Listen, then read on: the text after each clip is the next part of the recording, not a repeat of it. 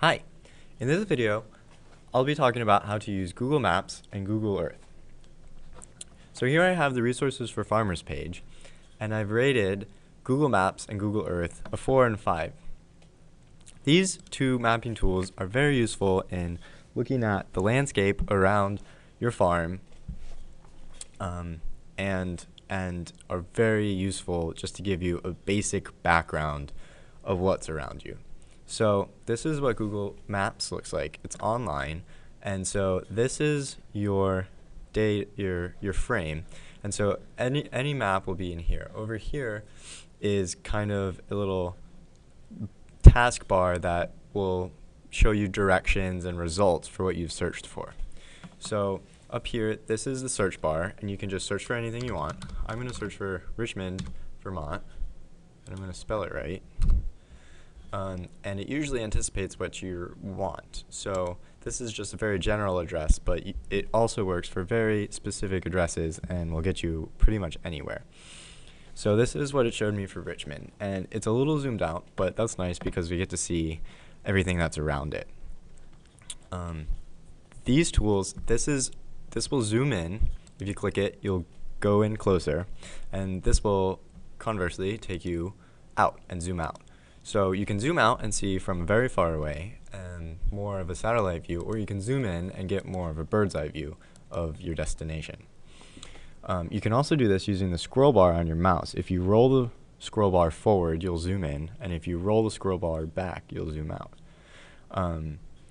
This is useful because you can point with your mouse to where you want to zoom in. So for instance, if I want to zoom into this field, I can put the mouse over it and zoom in, and that'll bring the field closer.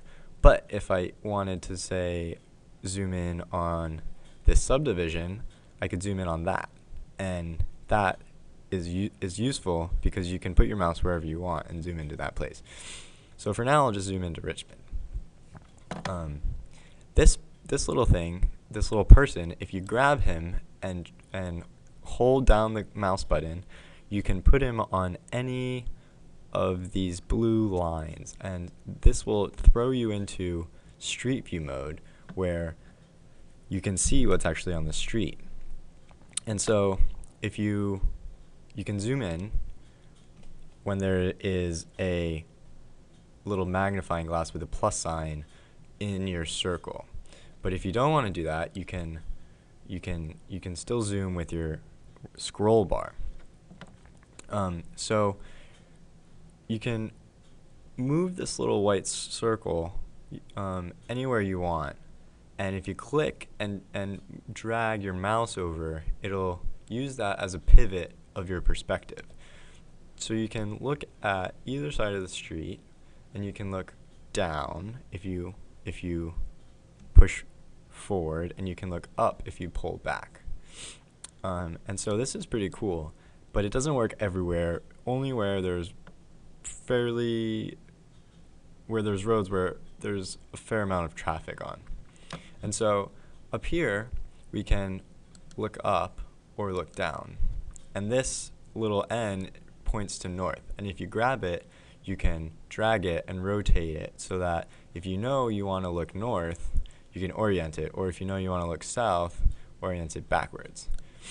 So that's Street View, and if you want to get out of it, just zoom out to any extent you want. So what you use to look up and down in Street View mode, you can actually use to pan the entire frame over in any direction. You can also do this if you click and hold, and then you'll get this little fist that is the same tool. You can pan with this. And so these are the basics of Google Maps, which are very helpful in finding locations and just giving you a satellite imagery essentially anywhere in the world. I could even go to Paris if I wanted to, which is nice because, you know, this really is for just about anywhere. But anyway, back to Vermont.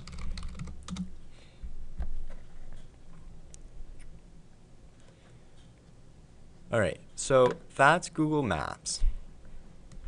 And the and its companion, which you have to download, unfortunately, is Google Earth. So if you just go and search for Google Earth, it'll take you to this download page. And so you just click download Google Earth, and then you have to agree to their terms and service, and then it'll download. So this is what the icon will look like, this globe here. And if you open it, it'll pop up. Since it's already downloaded, I'll just open it on the computer. It usually takes a little while because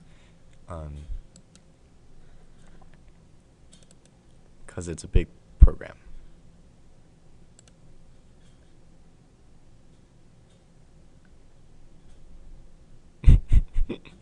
So if you get this, that's okay. You know, every computer is different and they each have different security, but that's fine and I don't care.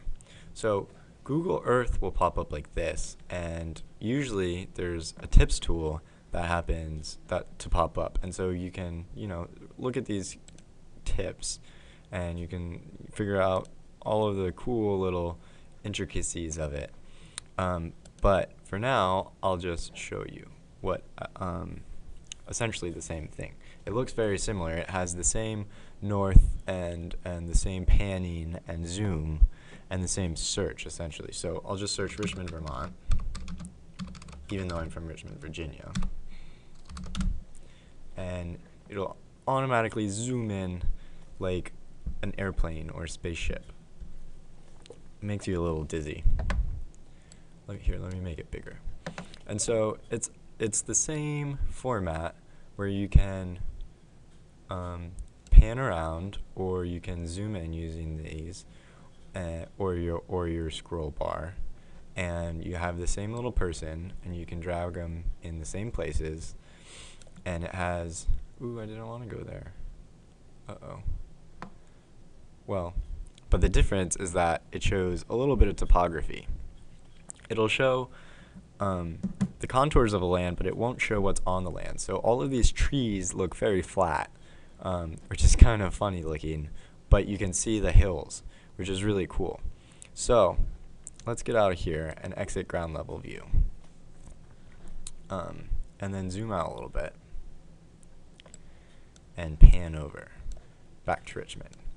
And so the tools that Google Earth has that Google Maps doesn't have is kind of this three-dimensional view where you can spin and skew. So if you press Control and then click, you can move like this and kind of see at an oblique angle. And if you do that and use your scroll bar, it'll spin you around one single point.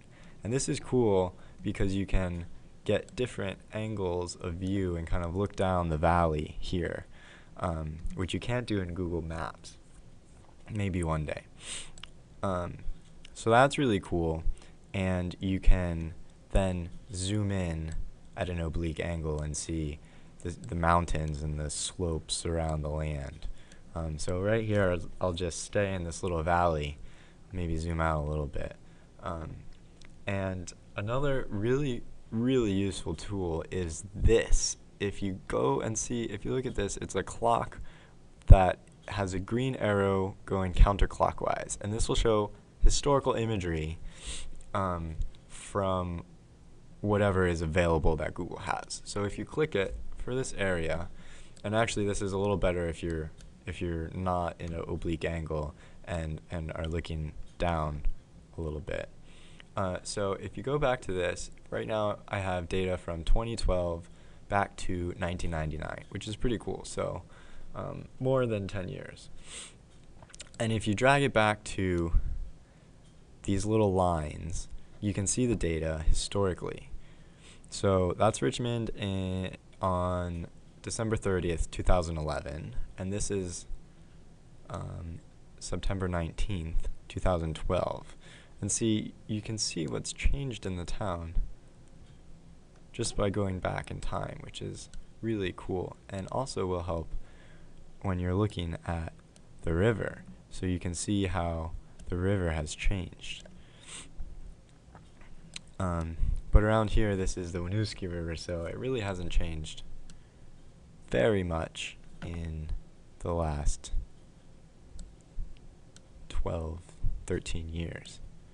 But it is really cool. And the older imagery, if you get to a certain point, the older imagery might not be available, but that's okay. It's only available for some places. In this case, only half of this. And some of the older imagery is also in black and white, and that's fine. But so that's a tool that you can use with Google Earth.